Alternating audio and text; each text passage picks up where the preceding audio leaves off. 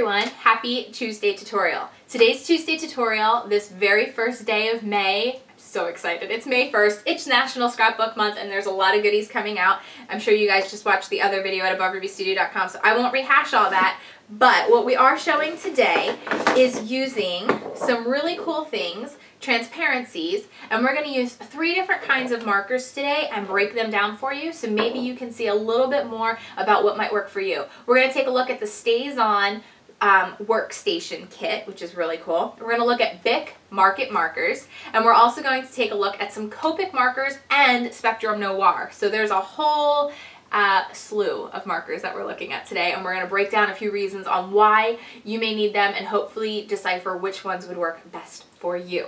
Let's get started.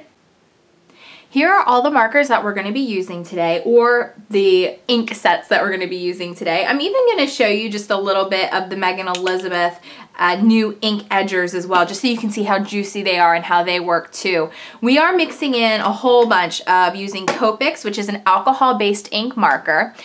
They average around $2 to $3.50 per pen, sometimes a little bit more depending on where you get them, but you can get them as inexpensive as $2.50 per pen or buy a whole box kit. This kit was $100 for everything, so FYI on that. There are 76 in here, I believe.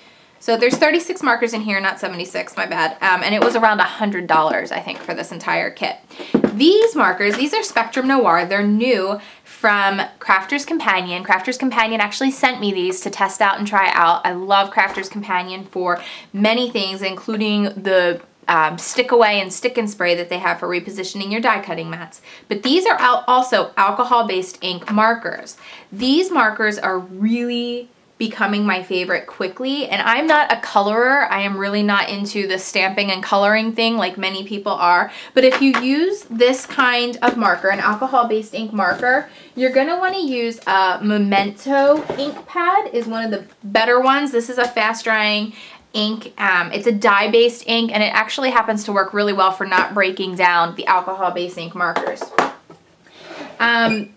Just for what that's worth. These markers, this set of 6 is around, I think it's $11 for the set. They're just really reasonably priced, and they're really greatly put together that you can kind of match together what you want and the sets you want and the way you want them. And there are, I believe, 12 different sets in all, and I do have all 12 sets, but it's really great because the markers are all coordinating in that color spectrum that you know how to get the best blends, especially for those that are really color ready. I'm going to talk about the Stazon Ink Creative Workstation. I did a little check this out video on this, and I'm going to be doing more on it because it is really cool. It comes with these little coloring sticks that you can just dip into your inks and then color, so we'll check these out. This is a solvent-based ink, and these little refills inks. There's the Stazon ink pads that we use and enjoy as well. So you can stamp with this and then color in, and it works on a variety of surfaces. It works on glass, on leather, on mirrors, on just many, many different things. So that's really cool, and it's going to work great on this acetate that we're doing, this transparency sheet. And we're also going to look at the Market markers, which are by Bic. They're permanent markers, but these are really great. They're different from like a Sharpie marker that's a permanent marker because there's not a measurable amount of acid in here. So they're really safe to use on your scrapbooking pages and layouts. And these are a great price point. This entire set of 36 markers was $19.95, and this is available in many box stores and office supply stores, so it's a little bit easier to maybe find than the Copics or Stazon or Spectrum Noirs are right now. The Stazon is available at Crafty Corner, Spectrum Noirs are at Crafter's Companion, and the Copics, they're available at many retail locations as well. I think Custom Crops has these as well as several other, like I said, retailers. Just check them out. You can check out their websites, copic.com. I believe it is, and you'll be able to find somebody that carries them. You can always go to Bic and do a retailer search as well, or contact them to find out. But these are definitely the lowest price point, but also they're definitely like the cheapest quality. They're not an alcohol-based ink. They are a permanent marker, so they work on a lot of surfaces, but not everything, and you're gonna just take a look at that today to kind of see what markers are what right here. Kind of started a variety on this transparency sheet. This sheet is included in the new black and white kit that I put together. It's full of wonderful, wonderful products, including sparkle lights and adhesive, the sticky back adhesive stickers that I just came out with. There's just a lot in there and I'm really excited about it. Everything in the kit is black and white or gray, and I'm really into that color scheme right now, and we can do a lot with it. So there's some classes coming out, and for this we're going to do the transparency as our glass for our frame. This was something that Melissa actually came up with from Crafty Corner. She did something similar, and I'm going to be taking it a different way than what she did. She did a very elegant frame. I'm just using this as my frame to put on the wall. So whatever color my wall is, a little bit of color is going to go through, but it's going to be mostly see-through. I have a white piece of cardstock underneath just so you guys can see the colors on here best. Let's get started coloring. I'm going to stop rambling, and I have some pictures I'm going to stick on here, but let me just show you Crayola markers, because a lot of us have Crayola markers. Crayola markers are a washable marker. They're not going to work very well on something like this. You're going to color, and it's going to just kind of push around and not really stick, and it kind of like dissipates and dissolves up and just wipes away really, really easy. So they're not really gonna work very well for this kind of thing. So just so you can see, Crayolas, not so much. Let's grab the market markers. So we'll start with something like this here. And this may be all that many of you need if you're not really a colorer, if you just wanna do some journaling and different, you know, little bit of coloring here and there. This may be just the set for you, or it's a great set to start with.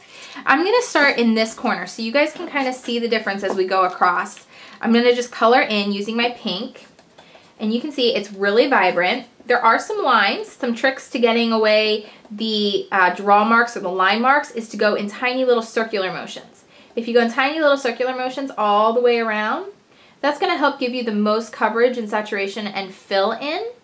Now you're going to notice with the market markers on this printed acetate sheet, acrylic sheet, whatever you want to call it, that you're going to pick up some of that print in these markers. It's usually not a big deal, it's not a ton, but you will pick up just a little bit. So you can see really bright, vibrant color here of this pink. And I'm going to try to use similar colors in each line so that you guys can get a really good comparison. They won't be exact because obviously no two markers are the exact same shade or color.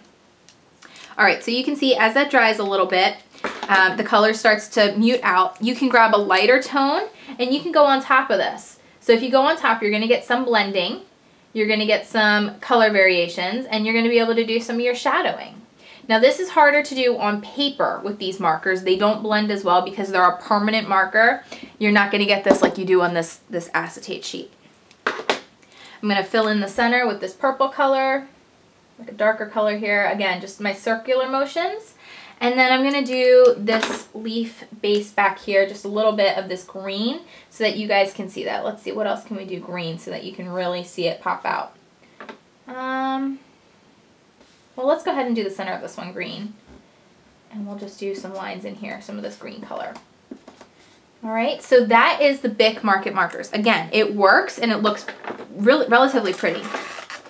This Stazon Creative Workstation for these 4 colors. Now this is great because you can do a lot more with this than just color, because these are individual ink bottles, however you want to call them. So you can use them on pads and you can stamp with them.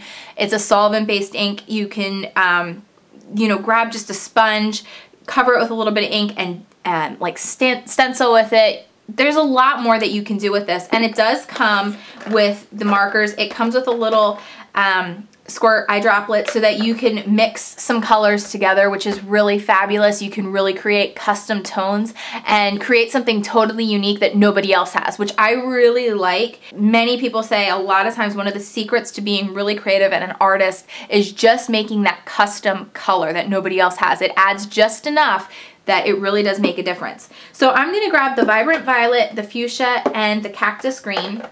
I already have the work markers started here, and these are the brush tip instead of the bullet tip. We'll start with the green, just so you can see comparison green to green. I'm going to do it right below here, and I'm just dipping it in the lid. You don't need a lot. A little bit goes a really long way, and you can just see how vibrant this is. And again, you're really going to get that blending with this, which is just phenomenal, that you're going to be able to blend colors together and do a lot very similar to your Copics or your Spectrum Noirs.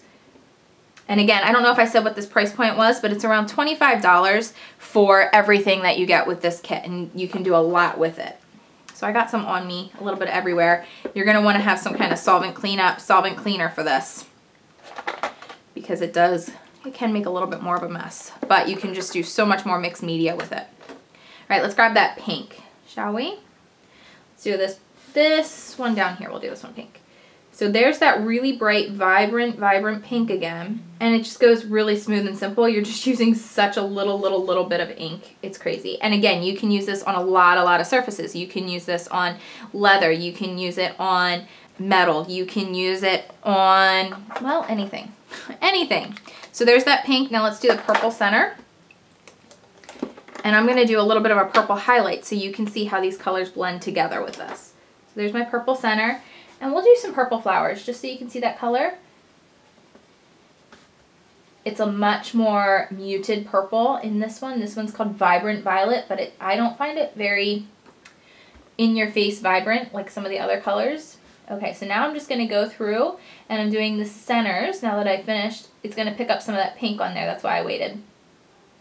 And I'm just going to add some of that purple back in through that center, and it just gives a nice little highlight and shadow. Okay, now I'm going to reach over, I'm going to grab my Copics so you guys can see these. I have a bunch of colors of pink and purple, and we'll just grab a few here. And let's do the one right next flower over. Vibrant pink coming through once again. I do those circle motions on here just to get really good coverage. And I let it be a little bit messy. I think there's something nice about that messiness. Thing that's I really like about Copics and about the Spectrum Noirs is that they are very layerable. You can keep going over and over and over, and you're gonna just change that color and make it more intense, and you're really able to blend and work with them a lot better than you are with the Bic markets. So you can still blend, it's just a different feel. All right, let's do some purple here. I'm using that brush tip. You can see the difference. Let's see, this is probably a little too dark. Let's use a couple of these in this purple. And then we're gonna switch.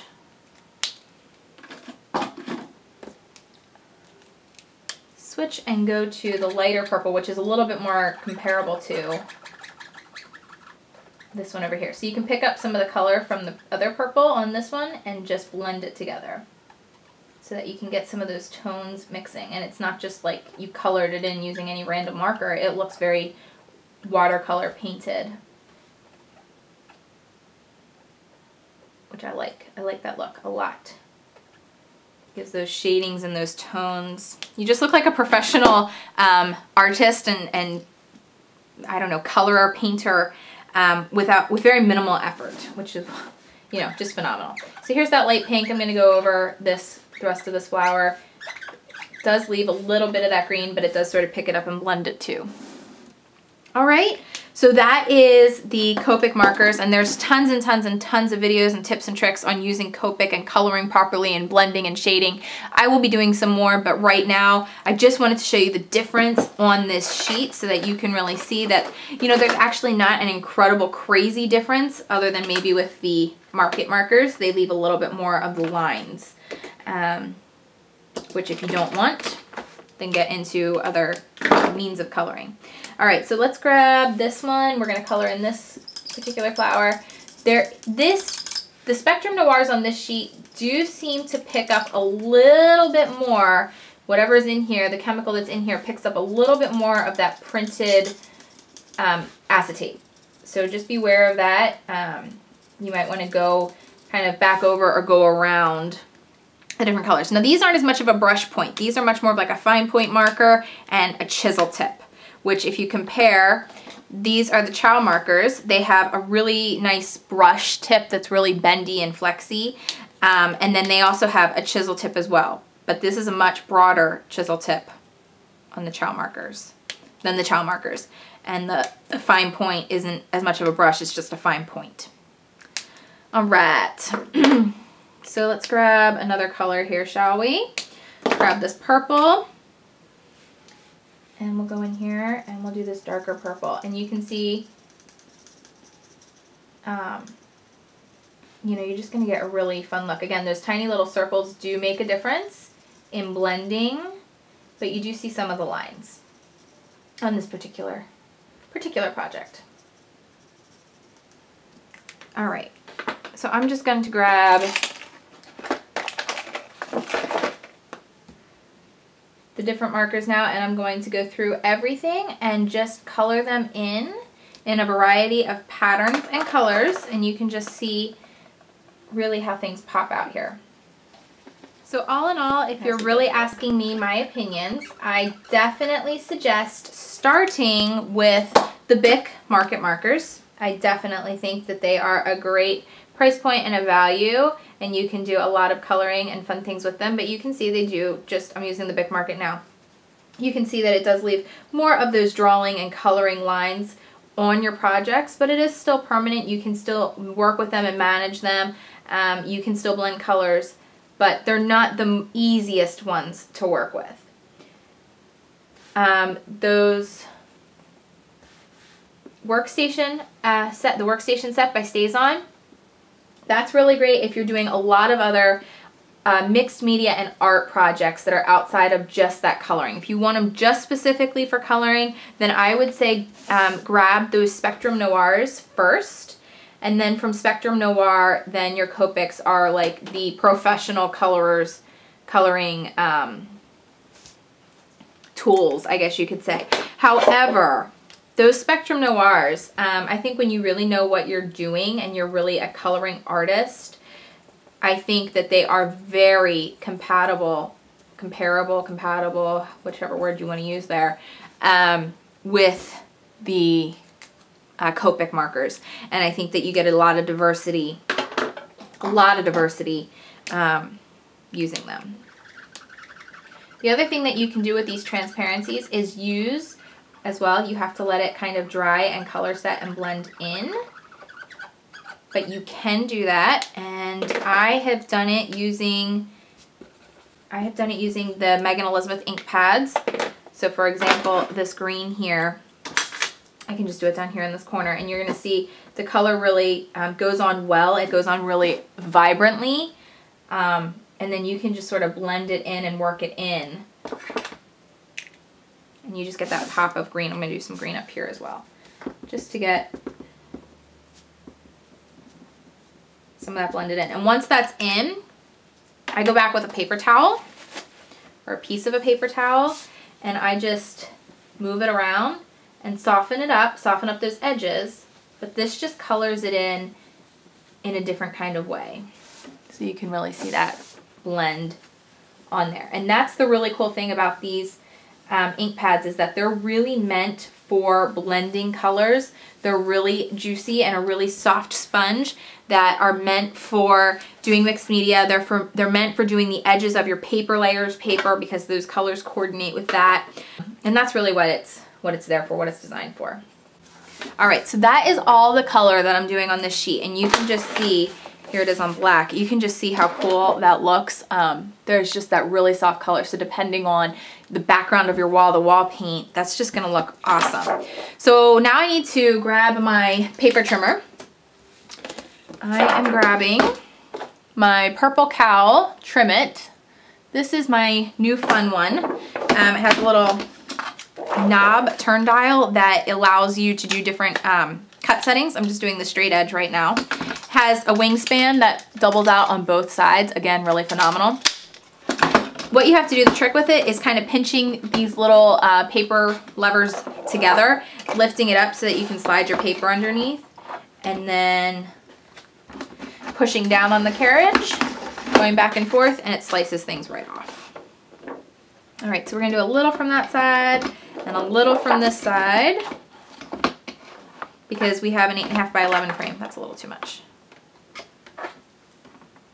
So you could actually measure. I'm eyeballing. That could get me in trouble, but we'll pretend that it won't. I have an 8.5 by 11 frame, just a standard frame that I'm using. So I'm flipping this over. I'm placing it down on my frame backing, and I'm just going to use some Scotch Quick Dry adhesive This will work really well. Just use it around the outer edge of the frame. And then I go back around and kind of sketch it out, spread it out a little bit so it doesn't just squish and squirt. You can just sort of move it so that it's a little bit of a thinner line there. Okay, that should be good. You can do the colored side out or the colored side in. It doesn't really matter. I'm doing the colored side out. So this is the side that I colored on, and this is the side that's going to be on the inside of my frame. Again, it doesn't really matter. It's just that I'm going to be putting down other, I'm going to be putting art on the other side. So I think that the colored side in will work just well. You can see that color really through there. It's just awesome. Okay. You'll want to let that dry.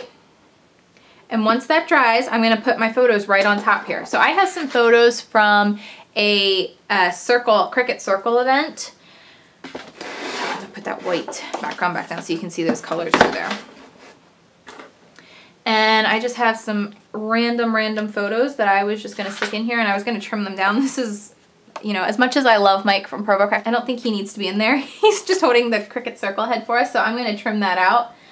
Let's grab our purple cow, and why don't we do a funky edge so you guys can see what that looks like. Let's do a swirly edge. Move this out of the way, and let's trim Mike out as close as we can without cutting the Cricut head off. Let's see. All right, so that's a cute little picture, right? And there you can see I just got my nice little swiveled edge just with the edge of there. So I was just gonna place these down. I probably could find another photo or two somewhere, or something that says Cricut at some point in time. I'm sure I have something. I can use a cutout or whatever. I'm just gonna ATG this onto my frame.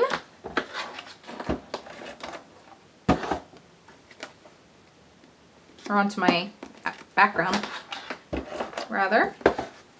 Okay, final thing that I'm going to do for this is I'm going to use some Viva Decor Pearl and Magic, it's called. These are really cool. These are new, and not many retailers have them yet, but we're working on that. This is cool. So they come in these white tubes. They're all white, and they each have an undertone color. They're a very translucent, iridescent color with an underlying tone that you can really make customized to your project. So there's a blue, a lemon, a completely transparent, a lilac, a white, and a rose color. So I just want to show you. These are all the same colors across the board here, and how it's different, here's, for example, the light blue regular pearl pen, which I did right here.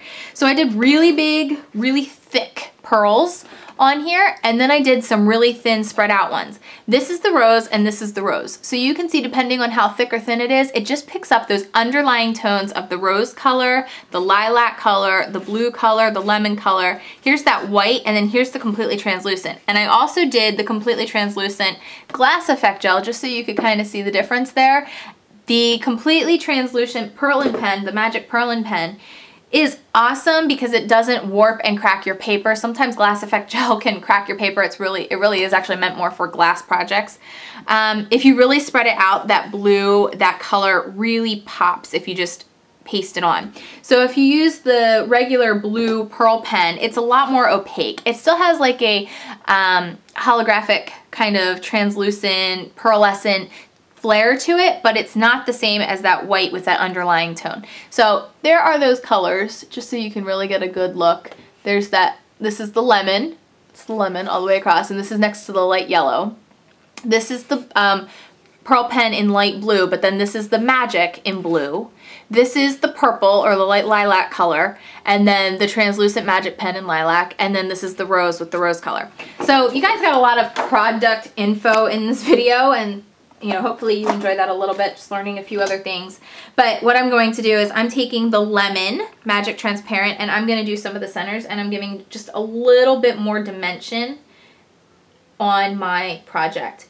And I like this because it's going to pick up some of that yellow undertones, but it's still going to be very white and translucent, especially on top of my transparency sheet. I can tie a little ribbon then to the back of this project, and I have a really cute frame that's just gonna look awesome with some color popping through, highlighting the photos, and just a little bit different than having that glass back backing with the cardboard.